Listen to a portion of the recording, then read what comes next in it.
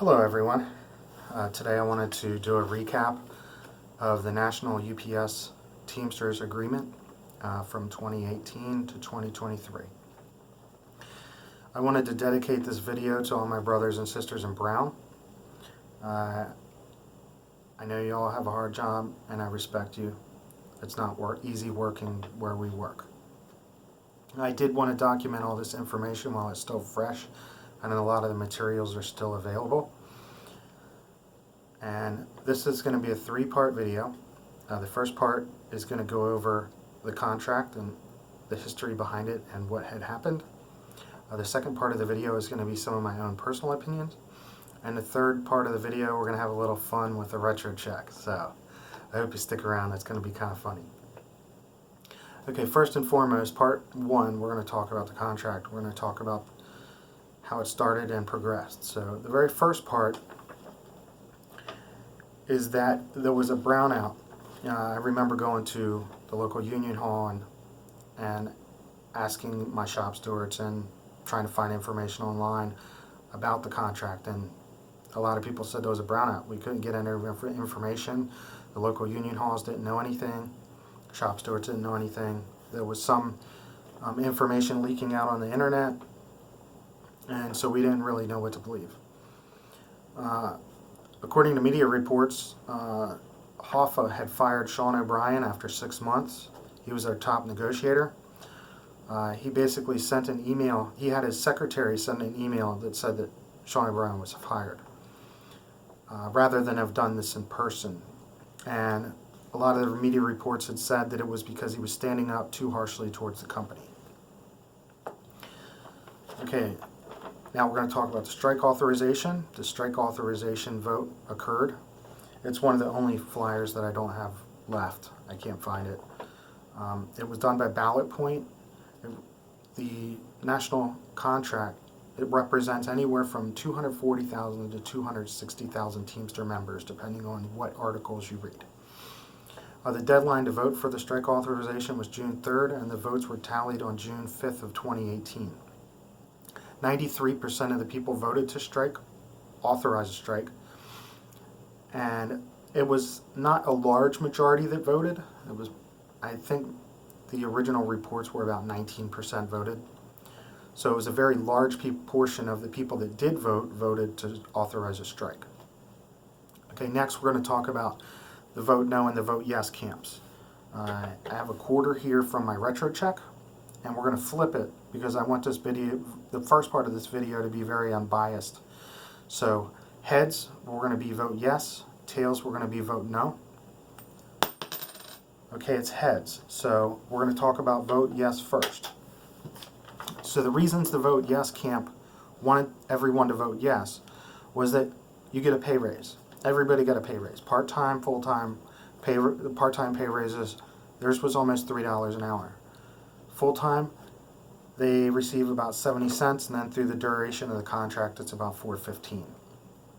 The union says that there's great health care coverage, better working conditions, limits on overtime, 224 protections for the 224s work to protect RPCDs not having to work weekends.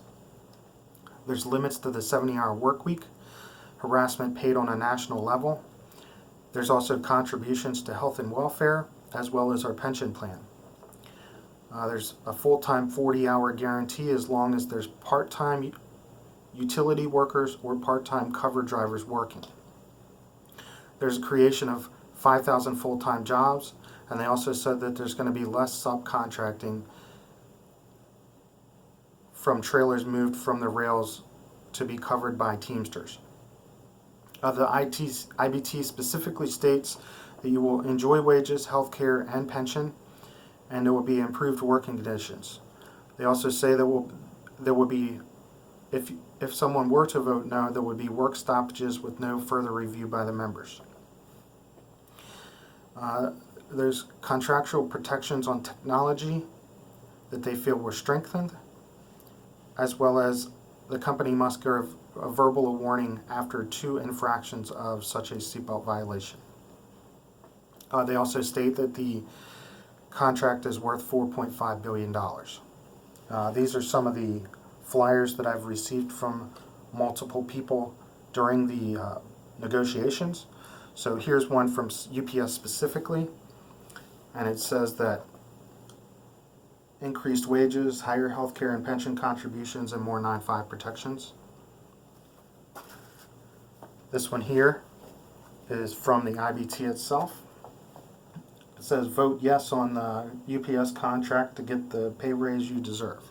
I have another one from the IBT. It said, UPS members are voting on the new contract and here's why. And it basically goes over the specific issues that we talked about previously. Yet another one from the IBT. It's time to vote. And it also said the vote yes to enjoy higher wages, health care, and pension, and the improved working conditions. And if you vote no, you risk a work stoppage. Yet one more from the IBT. That's 4 that I received from the IBT to vote yes. This one specifically says that we get pay raises for both full-time and part-time, stronger pensions, greater healthcare coverage with no new costs, new limits on overtime and working hours, stronger protections against harassment. And then there was also a site that was created online called UPS Rising. I received one from them, and they basically said to vote yes for the same reasons that the IBT did. Okay, vote no. Vote no. We have 224 drivers. It was a very controversial topic in the contract, and it was one of the biggest points that whether it puts you into either a vote yes or a vote no camp. Basically, their work schedules are Tuesday through Saturday or Wednesday through Sunday. That means that Sunday work is coming. 224 drivers also don't have 9/5 protections. They're not guaranteed 8-hour days. I'm sorry, they are guaranteed 8-hour days. They have an hour and a half break between their 4-hour shifts, but they are not allowed to request 8-hour days. So they could work an unlimited amount of overtime up to, their 70-hour work weeks. They have less pay, but they have to be more qualified in my opinion. They have to know inside work, they have to know outside work, they have to do delivery, they have to sort, they have to load, unload, they have to be very versatile employees, and they actually lose pay because of that. Some people are saying that it's a stepping stone into an RPCD job. However, the Vote No camp did not believe this was correct. Vote No camp was also concerned about driver discipline. Specifically, the contract states that they can discipline people based upon seatbelt and bulkhead violations. It's unclear from my view whether that can be done based under technology, because the previous paragraph says that they can't discipline people based upon technology, but then the next paragraph says that they can use technology to discipline people based on seatbelt and bulkhead violations. A lot of people felt that harassment wasn't dealt with in this contract, and it only allows for a financial penalty at the national level. A lot of people are concerned about RPCDs being laid off on Mondays because 224s work either Tuesday through Saturday or Wednesday through Sunday. So if all of the work is done on Saturday or Sunday, could RPCDs be laid off on Mondays? A lot of Vote No people believe that the part-time workers should have received $15 an hour, not start at $13. By the end of the contract, they will receive $15.50 in 2023. However, Vote No camp believed that they should have received $15 an hour now. They were also concerned about catch-up raises, as well as part-timers lost their skilled labor wage in the sort aisle. 70-hour work weeks were specifically mentioned, and a lot of Vote No camp was upset about that, and they didn't feel that it was regulated appropriately, because Hoffa wrote a scathing letter to the company in 2017 stating how he was angry and he felt that it was unfair that the company imposed a 70-hour work week. A lot of people were concerned, specifically in feeders, about subcontracting of the rails. It basically says, from what a lot of people understand, is that they can subcontract the rails as long as 2,000 jobs are created by the end of the contract. and 200 have to appear in 2019. And it doesn't say that they actually have to hire the people. They just have to hire or train. So theoretically, they could train the people, fail them, and then still subcontract.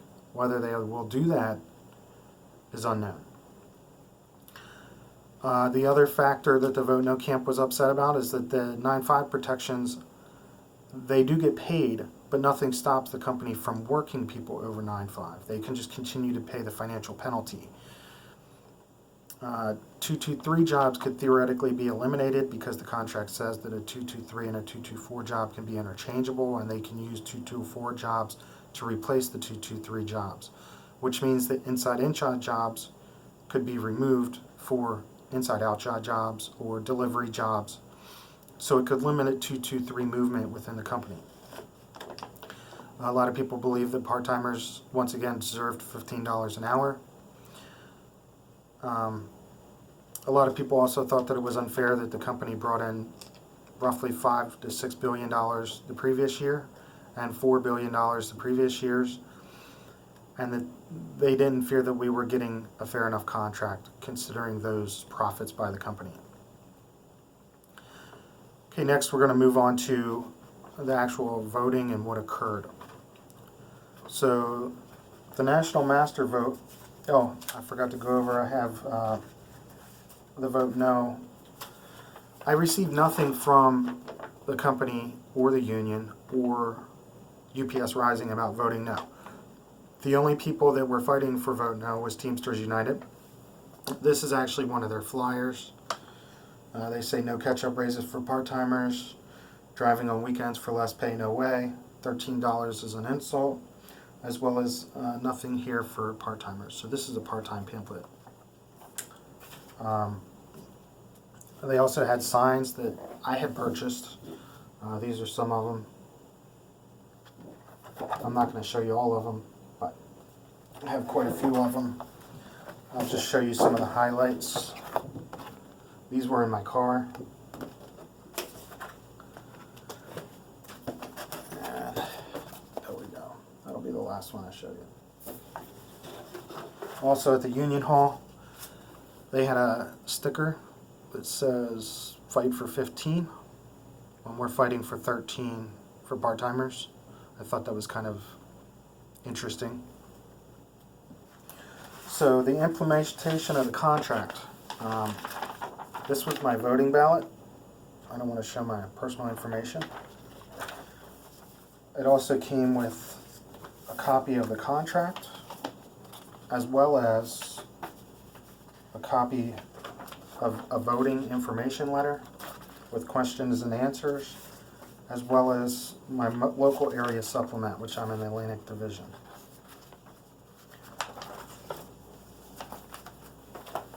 So the National Master votes were tallied on October 5th, 2018. 54.2% people voted no, and 45.8% people voted yes. 44% of our membership voted.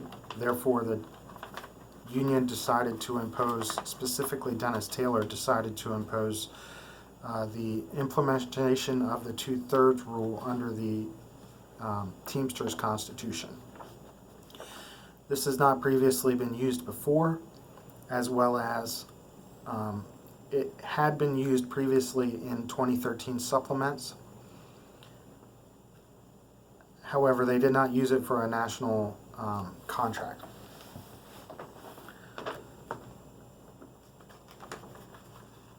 I believe that's true. I can't remember whether they actually rammed the supplements through in the 2013 or whether they used the 2/3 requirement. But nevertheless, it was the first time that they used it for the National Master contract.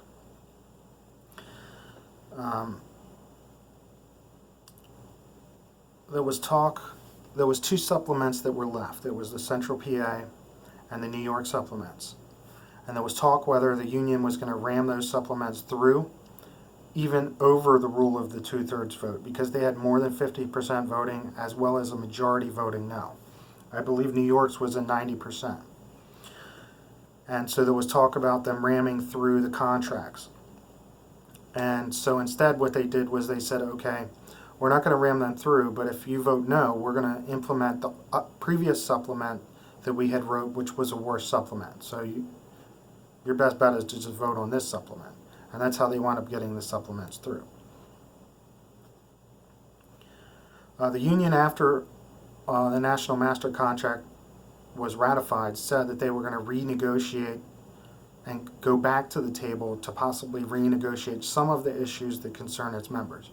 Whether that happened, I've not heard anything. I've asked my local union hall, as well as some of the shop stewards, and nobody really knows if they sat down and renegotiated anything.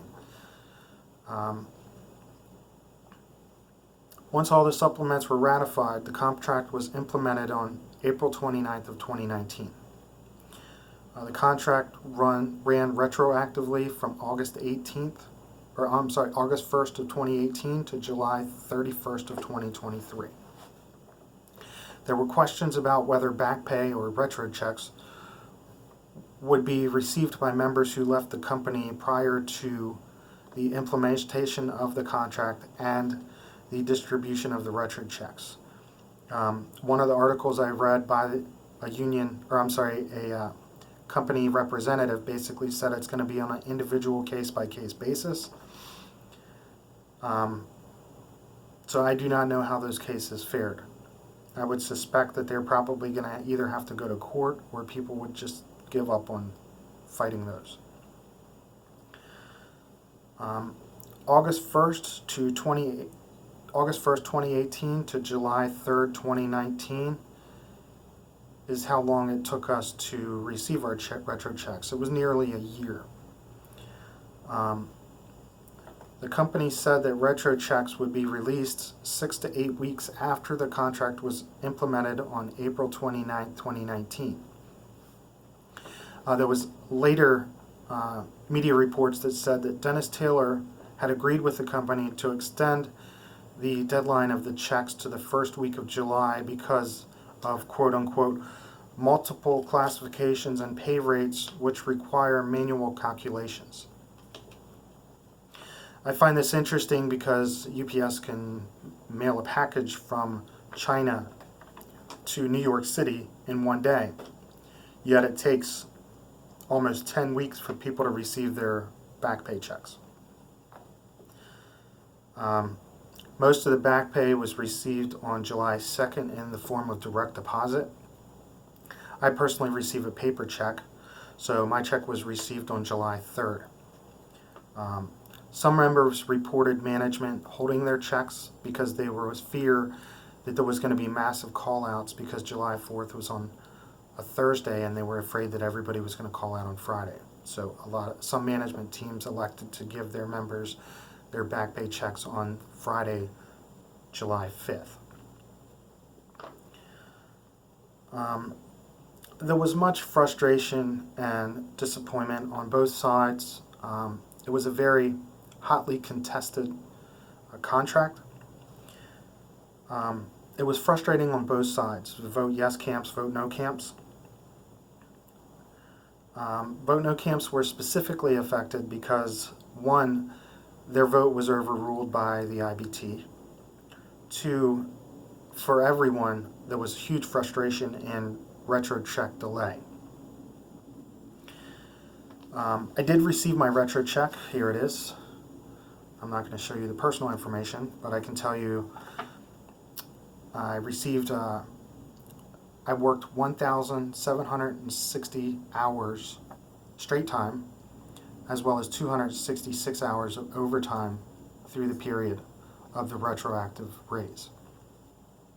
My total earnings was about $1,342, and my take-home pay, because of deductions, was about $772.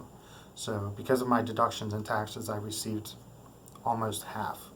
I did previously calculate all of my retro pay, and I can tell you that the company did a very good job in the calculation of that for my specific check. So I do not have a concern that people were paid appropriately. If you were paid inappropriately, I would definitely notify the union and the company and try and get that resolved as soon as possible. Okay, part two, I'm going to talk about my own personal views. As some of you may know, I was a big proponent of vote no. I still do not believe that this contract was good for us as a group. I believe the vote no issues more. I was concerned about UPS Rising website. It felt kind of propagandish to me, and it really bothered me that the IBT only sent me vote yes information. The only way that we could get vote no information is if we went to Teamsters United or some other media reports. So I felt that there was an inherent bias in our union, and it really kind of bothered me. I don't think that they've gave us a fair decision to make for ourselves. And of course we know that the union, or the company itself, is going to support a vote yes because they don't want work stoppages. So to me that's a pretty moot point, because I don't see a company saying that they would ever want us to vote no. Okay, so now we're going to talk about retro checks. I told you how much I made. I specifically went to the bank and got my retro check in cash. So this is my $775. I got it in tens and ones. And this is the fun part of the video that I was telling you about before. Here we go.